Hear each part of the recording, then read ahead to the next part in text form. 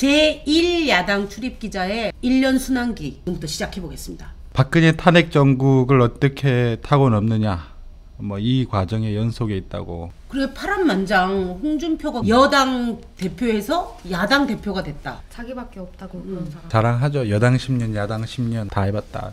홍준표는 되게 짧은 단어를 딱딱 던져주니까 매일매일 먹잇감을 줘서 좋지 않아요? 짧고 굵게 핵심만 딱 툭툭 던지는 스타일이죠. 매력적인 말투를 하니까. 대중적인 호소력을 갖는 부분인 것 같아요. 이렇게 주변 얘기를 들어보면 대선 토론이 나와서 말한 방식이나 토론 방식에 의해서 호감이 생겼다 이렇게 생각하는 사람도 있더라고요. 대선 기간에 나 완전 팬 됐잖아요. 베베 꼬아서 말하는 스타일이 아니라서 그런 매력은 그러니까. 있죠. 근데 이제 문제는 뭐냐면 기자의 입장에서 이거 그냥 그대로 받아주면 스피커 역할밖에 안 되는 거거든요. 그리고 정치인의 말은 다 의도가 있는 것이기 때문에. 의도가 없어, 홍준표 말은. 의도가 없는 말은 안 한다고 생각해요, 정치인은. 계산된? 막말 아니다, 계산된 말이다 그렇게 얘기하잖아요. 옛날에 그 정치를 시작했을 때부터 그런 버릇을 가지고 있대요. 아침에 출근하면서 오늘은 언론에 어떠한 메시지를 전달해야 되겠다, 머릿속에 정리를 해놓고 하루 일정을 시작한답니다. 그게 몸에 배어있다라고 자기 스스로는 이제. 그래서 그런지 오늘 할 말은 딱 그 말만 계속 앵무새같이 반복을 하고, 하루 아침 일정을 따라가면 오후 일정을 특별히 따라갈 필요가 없는 게 기자로선 되게 좋네. 그러한 차원에서 보면 대선 때 전략이 뭐였냐, 자신의 확고한 지지층을 재건하는 것에 있었기 때문에 막말 논란이라고 지속적으로 반복을 합니다. 그래서 어필을 하는 거죠. 돌아오라. 문제는 그러다 보니까 기자들하고 자주 부딪힙니다. 생방송 앵커하고 막 들이붙고. 어젠가? 주영진 앵커가 관훈 토론회에서 한판 붙었던 일이 있어요. 그러니까 2차전이었던 거죠. 아기를 가지고서 한 질문도 아니고 뭔 질문했는데? 주사파 정권 계속 이렇게 주장을 하니까 국민들에게 선택받은 정치인인데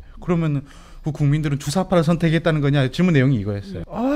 저 주영진 앵커 안 그렇게 봤는데 악의적인 질문을 한다고 들이받은 거예요. 이제 한번 들이받고, 어저께 뉴스 브리핑에서도 딴 것이 아니라 여당에서 이런 입장을 가지고 있는데 여기에 대해서 어떻게 생각하냐라고 했는데도 불구하고 아직까지 그 저번에 관훈 토론에서의 그 감정의 앙금이 남아 있어서 이런 거냐, 뭘 어쨌다고.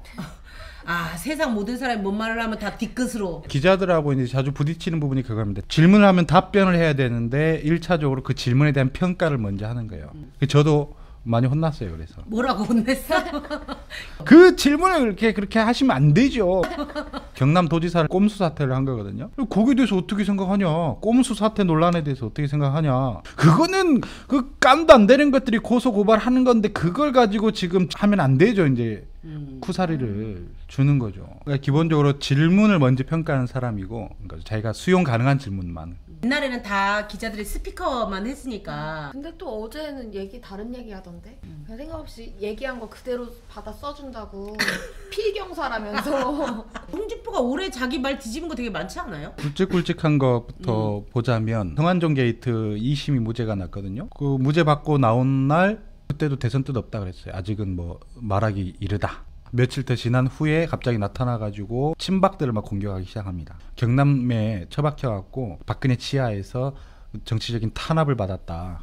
그것이 이번 그 성완종 게이트 재판이다 이러면서, 그러면서 신조어를 만들어내죠. 양박이라는 말을. 양아치 양박? 친박. 공식 대선 후보가 되고 나서는 친박들을 막 감싸안죠. 박근혜 제명과 관련해서도 시체 등에 칼을 꽂을 수는 없다. 박근혜 지지자들까지 다 흡수하려고 그럽니다. 그래서 상당히 결과적으로는 이제 지지층을 재건했다라는 평가를 받아요. 친박들을 절대 손 안 대겠다. 그래갖고 서청원, 최경환도 당원권 정지를 받았었는데 복권을 시켜주죠. 특별 지시로 인해 갖고. 대선 끝났잖아요.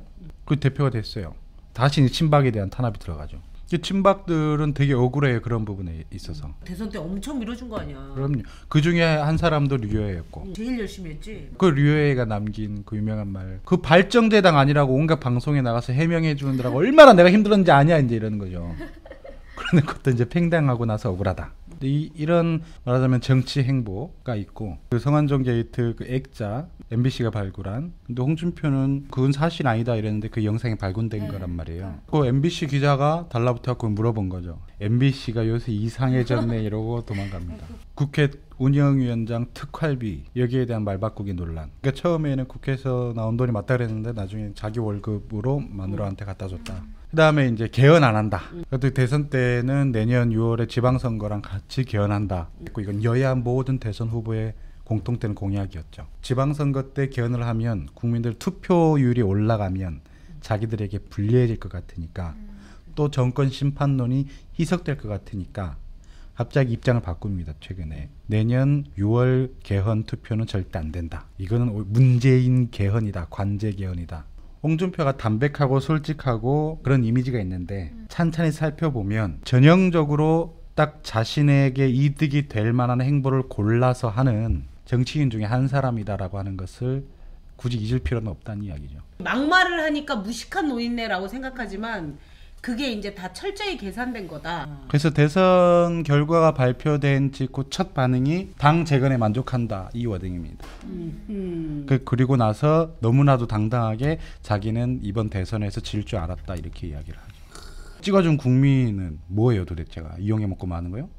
언론에 드러난 것과 다른 모습. 자기가 그렇게 거침없이 말하는 스타일에 대해서 꾸밈 없고 권위 없고 서민적인 언어로 포장하기를 원하는데 실제로는 옆에서 보면 엄청 권위적인 아우라가 손짓 하나하나에 다 느껴져요.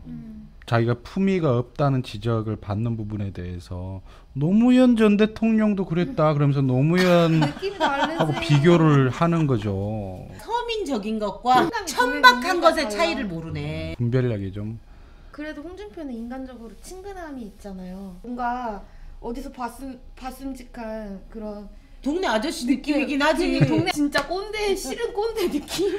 1년을 딱 끝난 소의 한마디. 그 당에서 살아남았구나. 당직자도 아니면서 뭐. 견디는 웃으면서 버틴 거 아닌가? 당사 출입의 가장 큰 고충은 뭐야? 진상들을 직업적으로 마주해야 된다는 부분. 이게 엄청난 그 정신적 스트레스를 흰머리가 바짝 늘었어? 작년에 제가 찍은 사진과 지금 비교해 보면 많이 늙었더라고요.